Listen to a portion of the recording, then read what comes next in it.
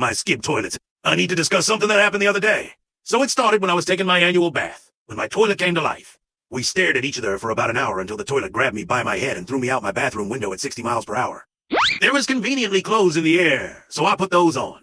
Then I crashed into some kid's bedroom. Thank God I found clothes or I'd be a pedophile. Anyway, the kid woke up and stared at me and pulled a Glock 17 on me. I put my hands in the air because I didn't want to get shot. He shot the whole 17 rounds in my leg, so I passed out from blood loss and shock. A few hours later, I woke up and I was tied to a radiator in a damp basement. The kid walked out of the shadows and he ripped at his head to reveal he was actually my toilet, and he was getting revenge for all the years of torture he had to endure from me. He pulled another gun and fired a round at my head, but I caught the bullet mid and threw it back at him.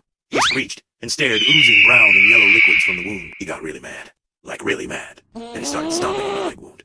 I said yoch, and somehow broke free from the metal handcuff. I grabbed his head and gave him a swirly from his own body, which was full of pee for some reason. And then Hitler broke through the roof of the house and asked if I'd seen any Jews around. I said no and asked why. He said that he wanted to greet them and have a friendly conversation. My toilet gulped audibly and nervously announced he was Jewish. Hitler got this goofy smile and pulled a gun on Toilet Man. Hitler was about to pull the trigger when I put him in a chokehold and told Toilet Man to start beating him up. Toilet Man looked yes, and started kicking him. As Hitler was getting the life kicked out of him, his mustache fell off and started crying. I told Toilet Man to stop, but Toilet Man didn't stop.